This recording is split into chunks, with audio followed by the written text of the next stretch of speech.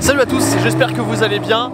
J'espère que vous entendez ce son. Aujourd'hui je suis de très bonne humeur parce que je suis sur un circuit. Je me trouve au circuit du Grand Sambuc à côté d'Aix-en-Provence dans le sud de la France pour une journée très spéciale. On a été invité avec Pierre par le garage Machine Revival que je vous avais filmé il y a quelques mois pour un track day exceptionnel puisqu'aujourd'hui ils ont réuni une dizaine de voitures, donc une dizaine de Porsche créé par le garage Machine Revival. C'est vraiment exceptionnel, le cadre est superbe, on est au milieu de nulle part, le circuit du Grand Sambuc est situé dans une propriété privée. Donc on est vraiment, là je sais pas si vous pouvez le voir mais autour de moi c'est les montagnes et il n'y a rien. Donc il n'y a que nous pour profiter du circuit toute la journée avec une rangée de Porsche qui sont toutes uniques et ça c'est vraiment le signe d'une excellente journée.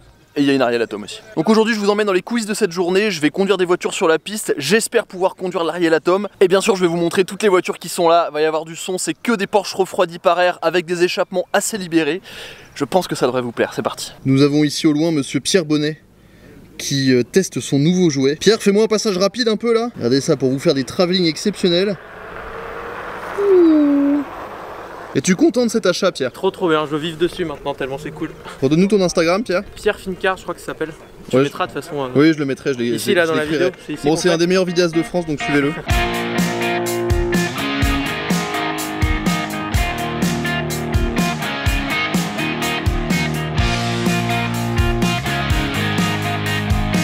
Salut Nico, ça va? Salut, ça roule, grosse journée. Ah ouais, bon, aujourd'hui c'est bonne journée là. Ah oui, circuit du Grand Sambuc. 100% plaisir, ouais. Il y a combien de voitures qui sont rassemblées là? Bah on est une dizaine, ouais. Une dizaine, donc ça fait une bonne partie de notre production. C'est la première fois que tu rassembles autant de tes bagnoles? Ouais. Ah c'est super cool. C'est pour ça c'est historique parce que c'est le premier gros rassemblement. Pas le dernier, mais du coup c'est cool. Il y a beaucoup de monde qui a répondu présent. Et ça permet de toutes les revoir. C'est émouvant. C'est génial, moi c'est vrai que j'en avais vu qu'une seule, donc Godzen Damerung qui est juste là-bas qu'on va voir après. D'ailleurs, encore merci pour ton invitation aujourd'hui parce que c'est vrai que la dernière fois les gens avaient vachement aimé la vidéo. Bah Et puis là, la E9 avec le moteur de M5 est terminée. Donc on va peut-être en discuter, ça pourrait être sympa. Ouais, carrément. Alors je vais te donner un petit défi. Alors déjà, qu'est-ce que c'est qu'il y a derrière? Alors ça c'est la surprise de ce midi. C'est la surprise de ce midi. Voilà, c'est la toute dernière. On voit des jantes dorées quand même. J'ai hâte de la voir parce que moi les jantes dorées c'est un peu mon dada. C'est vrai. Donc maintenant je vais te poser un petit défi. Parce que là, les voitures, elles sont classées dans l'ordre. Donc j'aimerais bien que tu me donnes les noms de chaque voiture. Allez, c'est parti. Alors, la orange. La orange, c'est le Judge. Le Judge. La bleue. C'était Icos. C'est la tienne, la bleue en plus. Ouais, c'est Icos. La jaune, on est sur Yellow Hurricane. Yellow Hurricane. La rouge. Eh bah Force Rouge. Force Rouge, bah nickel, c'est Power Rangers carrément. Celle-ci on la connaît, on l'a filmée, Godzen Damerung. Là on a l'Ariel Atom de Sylvain. Donc facile, Ariel la petite sirène. Hein. La petite sirène, bah oui, avec toutes les décos qu'il y a dessus. Celle-ci, la petite bleue là. Peyote. Peyote, ok. Celle-là j'adore. Espèce de beige là. Ouais, ça c'est Nani. Nani. Et à la fin, Jaya. Et Jaya, qui est absolument génial parce que, alors là on l'a enlevé, mais il y a un porte-vélo à l'arrière. Ah ouais. On a la chance d'avoir plein de monde acharné. Donc les voitures roulent, sont utilisées, on le voit, elles sont pas... Il y en a beaucoup qui sont venus par la route, il y en a qui sont venus de très très loin. Elle est venue d'où celle-ci? Celle-ci elle est venue d'Athènes, par la route. D'Athènes? Ouais, et elle repart par la route. Alors ça c'est cool. Ouais, mais ça doit être une belle fierté quand même de voir toutes tes voitures comme ça. C'est super émouvant, parce que on n'a pas l'occasion. Elles reviennent pour des fois des petites optimisations, des changements, des choses comme ça. Mais finalement, on a très peu l'occasion de rouler avec tous les clients, avec tout le monde, et de profiter des voitures en mouvement, parce que moi je trouve que c'est toujours là qu'une voiture est la plus belle. C'est sûr. Et là du coup, de toutes les avoir, qu'elles roulent ensemble et tout, on verra à la fin de la journée, mais là je suis... Là il met ses lunettes mais il y aura peut-être une petite larme. Ouais, là il y aura la petite larme. Mais non mais c'est trop génial. Alors déjà de voir autant de Porsche uniques et puis surtout ce que j'avais vu dans Godzen Damerung, le jeu des matières à l'intérieur, des ajustements, tu l'avais expliqué, mais chaque voiture est vraiment unique avec le souhait du propriétaire et une vraie histoire derrière. C'est ça, il y a vraiment le but, c'est que même si la base est très très similaire, surtout pour le plateau d'aujourd'hui, là on a réuni essentiellement des 911, à quelques exceptions près, alors qu'on a fait aussi quelques autres créas mais moins adaptées pistes. Maintenant ça a beau être les mêmes bases, le but c'est qu'elles aient chacune leur singularité. Bien sûr. Et leur identité, quoi, que ça devienne des voitures uniques. Des vraies voitures uniques. Vraiment leur touche, quoi. Et Sur le plan technique aussi, puisque du coup l'idée c'est aussi de s'adapter à la conduite de chacun et à l'utilisation. En fait on va avoir des voitures avec des comportements très différents et des équipements très différents. Dans la partie châssis, frein, train, etc. Et moteur évidemment. Donc là même si le plateau peut se ressembler au niveau des caisses, on va voir sur piste, mais je pense qu'il y aura quelques disparités. Ouais, ça va être méga intéressant. Et ouais, ça va être marrant. On a hâte de les entendre. Ah oui, ça c'est très important. Ok, je vous propose de vous emmener sur le circuit du Grand Sambuc pour vous montrer un petit peu les trajectoires. C'est un circuit hyper sympa, j'ai eu l'occasion de faire quelques tours. Je me trouve dans la Toyota GT86 de Sylvain de Vulcan Mag que vous avez déjà croisé. Donc là l'idée ça va être de vous montrer la piste et je vais vous faire un essai complet sur cette voiture avec des parties évidemment piste, mais on fera sur route aussi parce que vous me l'avez demandé depuis je sais pas combien de temps d'essayer une GT86 et enfin je peux le faire.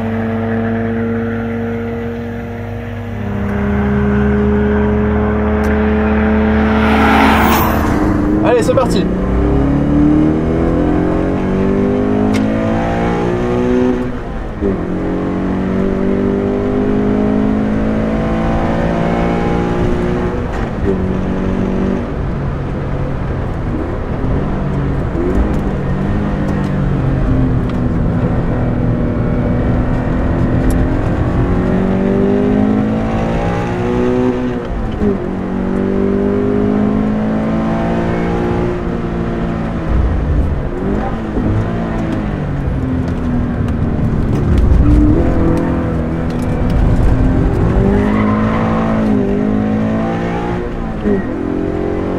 Donc vous avez vu, donc là on arrive sur la grande ligne droite.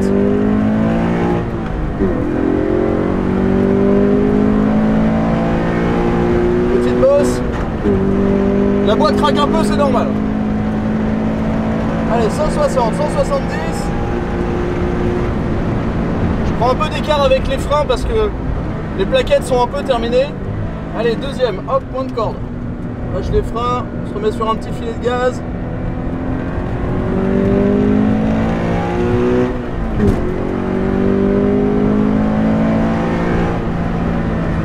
Ici, il y a une grosse chicane qu'il ne faut pas louper.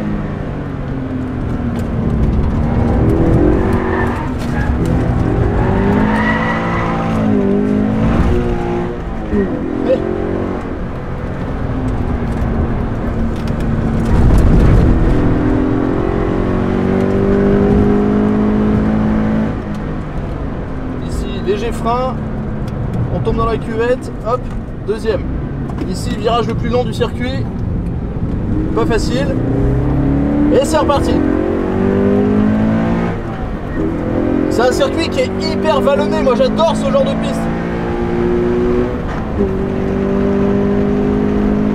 Il y a beaucoup de dévers, des virages à l'aveugle, c'est très technique. Première étape de la journée, afin de marquer le coup, on met toutes les voitures dans l'ordre et on va faire un immense travelling sur la piste. Les images vont être exceptionnelles. Ça va les gars?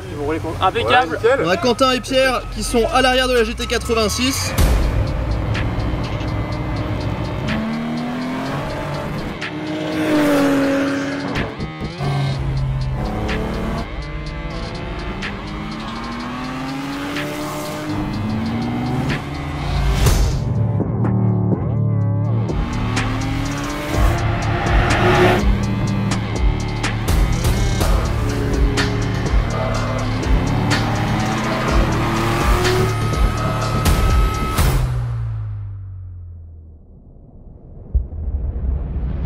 Ok, bon maintenant le truc que j'attendais, tour en passager en Ariel Atom. Et d'après Sylvain, après je pourrais peut-être la conduire. On vous a mis une GoPro ici et l'autre je la tiendrai dans ma main.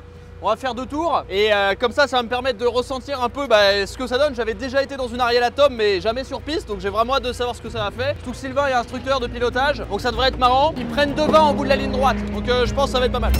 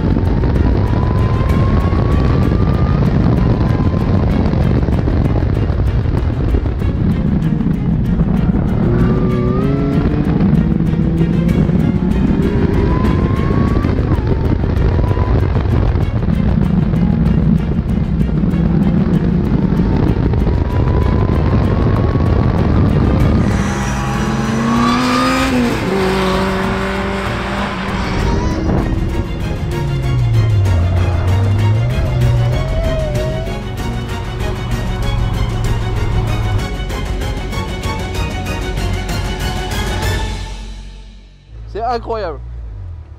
C'est une tuerie, putain, c'est une débile. Ah, des larmes de joie. C'est trop cool. Ah, c'est un truc de ouf. Ça marche, putain. C'est incroyable. Non, par contre, j'en chiale vraiment genre de kiff. Hein. C'est pas une blague. Il y a très peu de moments dont je me souviens qui m'ont fait autant kiffer comme ça. Mais il y a des moments vraiment genre de grosses émotions. Et là, putain, le deuxième tour quand on est reparti, mais c'est incroyable ce que ça marche.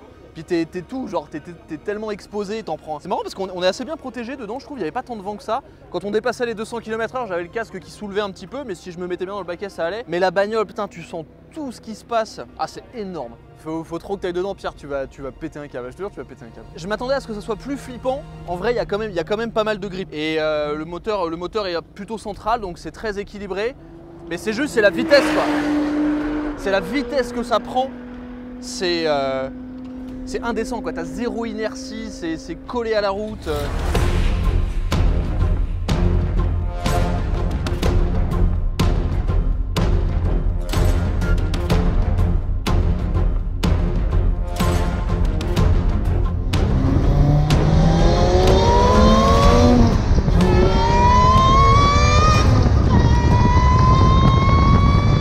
Après mes tours en passager, on a regardé le ciel et vu que ça commençait à s'assombrir un petit peu, Sylvain m'a dit écoute Erwan, je te laisserai pas l'essayer sous la pluie et de toute manière j'avais pas envie. Donc il m'a dit si tu veux l'essayer, c'est maintenant. Tu grimpes dedans, t'embarques Pierre et vous allez faire un tour. Je vous avoue qu'au début j'étais pas hyper serein, même si Sylvain m'avait montré les rudiments de la conduite et que j'avais déjà pu en faire l'expérience en passager, donc je savais à peu près à quoi m'attendre. Mais c'est quand même une voiture super impressionnante, l'Ariel Atom. Pas forcément pour les bonnes raisons, c'est une voiture qui est très virulente, qui est très impressionnante à conduire, même en passager, franchement, enfin vous avez vu, mon émotion était réelle lorsqu'il m'a emmené en passager, c'est des sensations que j'ai rarement eues dans des voitures de route, tellement c'est violent, tellement il n'y a pas d'inertie, tellement c'est rapide, tellement c'est brut en fait. Donc j'avais un petit peu d'appréhension avant de monter dans la voiture.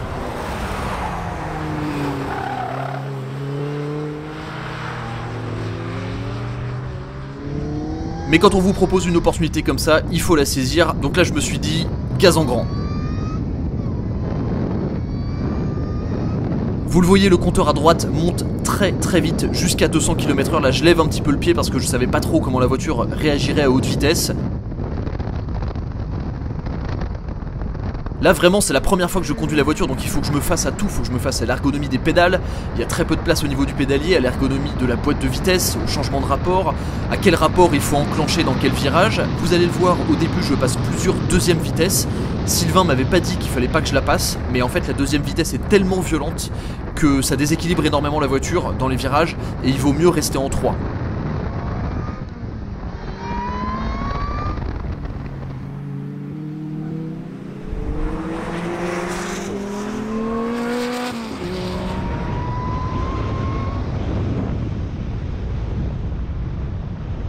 On arrive au virage le plus long du circuit, là j'emmène fort la voiture, je vois qu'il y a quand même beaucoup de grip.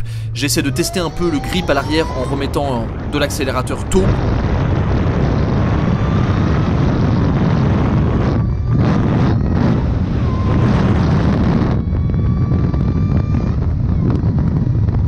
En fait le vent que vous vous prenez dans la gueule est assez impressionnant, mais finalement la voiture est très stable à haute vitesse. Là je me perds un petit peu dans les vitesses, je suis encore en deuxième. Je remets les gaz très doucement. Vous le voyez, les rapports sont tellement courts. Ah, là encore je me suis un peu perdu dans les vitesses, je crois que j'ai réaccéléré en 4 en fait. Là je reste en 3ème vitesse. Hop, je tape un peu la courbe, ce qui n'était pas idéal, ça déséquilibre la voiture. Et j'essaie de réaccélérer doucement à chaque fois parce que vous vous téléportez tellement de virage en virage qu'il faut complètement recalibrer son cerveau quant à la vitesse que vous prenez, puis vous êtes complètement exposé, vous avez la tête dehors, les bras dehors.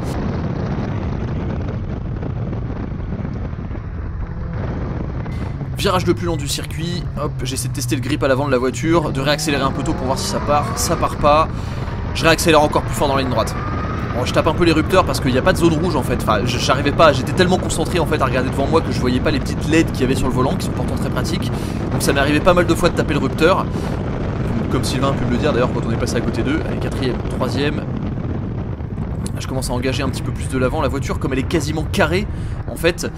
On sent qu'elle a du grip, mais la limite est un peu difficile à trouver parce que quand on arrive à la limite des pneus, la voiture glisse quasiment des 4 roues en fait. Donc c'est assez particulier. La direction est très très lourde, c'est vraiment physique de la mener. Je pense que là vous le voyez sur ce virage à droite, on voit les muscles de mes bras, pour le peu qu'il y a dessus, qui sont quand même assez tendus. Il faut vraiment emmener la voiture fort et la tenir fort parce que c'est virulent. La réaccélération vers le ciel est absolument géniale. Léger frein, troisième. On engage, légère réaccélération, hop, freinage. J'essaie de faire le talon pointe à chaque fois, mais c'était pas facile parce que j'avais un peu mal serré mon harnais. Là, ça commence à glisser un petit peu, je commence à prendre du rythme. Là, j'ai fait un truc super dangereux. En fait, je me suis retrouvé pile à devoir passer le rapport entre la deuxième et la troisième au moment du virage. Et comme j'étais pas serein, en fait, j'ai lâché le pied, ce qui aurait pu déséquilibrer la voiture et m'envoyer dans le décor. Donc, petite erreur de pilotage, mais heureusement, il s'est rien passé, la voiture a du grip. Troisième, hop, je réengage. Je commence à réaccélérer de plus en plus tôt. Le passage de la troisième à la 4 est absolument jouissif, on dirait une boîte séquentielle tellement ça passe vite et tellement l'embrayage est court. Freinage, troisième. Là j'ai freiné beaucoup plus tôt donc j'ai hésité à passer une 2.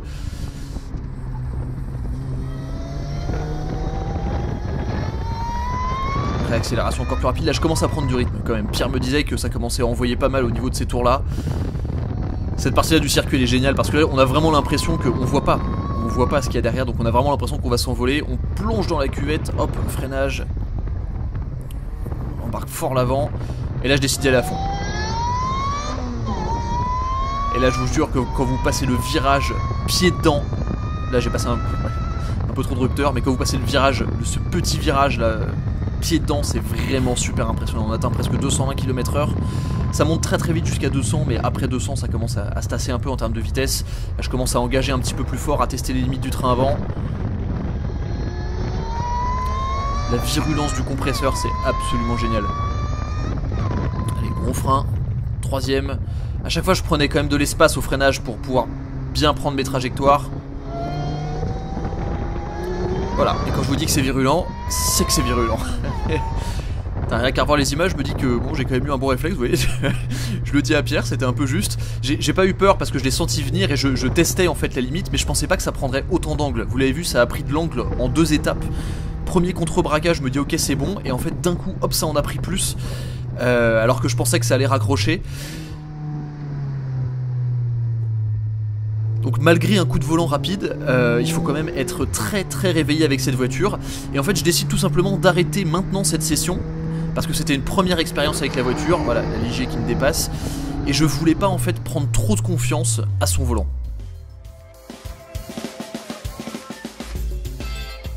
Ambiance beaucoup plus calme sur circuit maintenant que c'est la pause déjeuner. Ça fait du bien de manger un petit peu après le brassage dans l'Ariel Atom qui est juste derrière moi. Je suis tellement content d'avoir pu conduire cette voiture. C'était un peu un rêve parce qu'en fait, cette voiture, c'est une des premières voitures qui m'a marqué lorsque j'ai regardé une vidéo automobile. Je me rappelle très bien, j'étais dans le CDI de mon lycée à Nantes et c'était une vidéo de Chris Harris qui essayait sur le Nürburgring une Ariel Atom V8 en comparatif avec la Noble M600. Et je me rappelle, c'est une des premières fois où j'ai vu une voiture comme ça évoluer sur piste et je me suis dit ah ouais, là ça a l'air vraiment débile.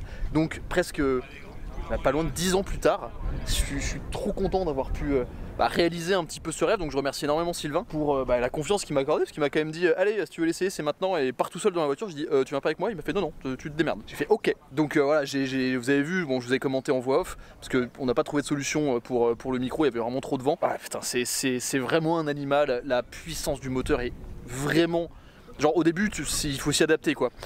J'ai mis un peu de temps à m'habituer forcément à tout, à l'ergonomie des commandes, etc. Mais je suis quand même assez content parce qu'à la fin je commençais à avoir un peu de rythme et je me suis calmé au moment où, voilà, où je voyais que ça commençait à glisser un petit peu, parce que bon, je voulais pas gâcher l'expérience et en profiter. Mais ouais, ça me donne vraiment envie de retourner sur piste avec et voilà, d'être coaché un petit peu pour m'améliorer, parce que c'est vraiment un engin hyper satisfaisant à mener fort. Et avant que la session de l'après-midi reprenne, en espérant qu'il pleuve pas trop, parce que là on a des bons gros nuages noirs qui arrivent, pendant que toutes les voitures sont au calme là, Nicolas, le patron de Machine Revival, va nous faire le reveal de leur nouvelle création qui s'appelle Void.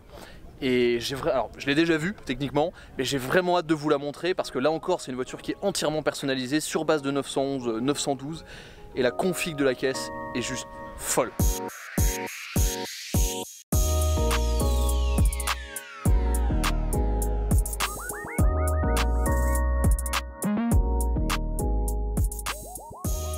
Void, c'était surtout pour le trou noir, le néant, donc c'est pour ça que des couleurs assez sombres, un thème avec des matériaux, voilà, qui sont plutôt des jeux de matière Voilà, des matériaux bruts et des matériaux un peu techniques, le carbone qui est assez présent dans la voiture. Quelque chose d'épuré, de sobre, mais avec du coup des détails plutôt accentués sur sur la confection, sur les matières basses.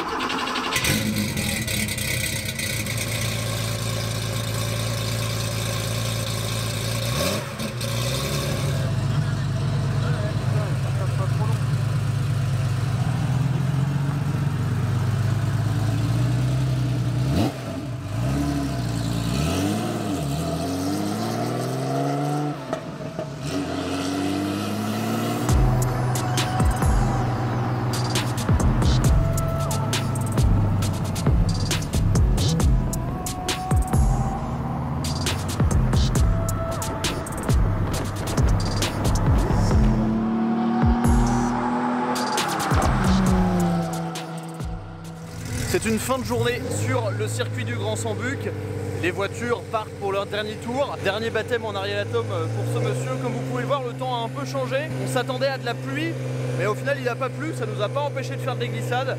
C'était absolument génial comme journée. J'ai pu essayer plein de voitures différentes. Déjà la GT86 dont on vous reparlera dans une autre vidéo, puisqu'en fait on est parti dans le sud pour 10 jours avec Pierre. Pierre qui est ici.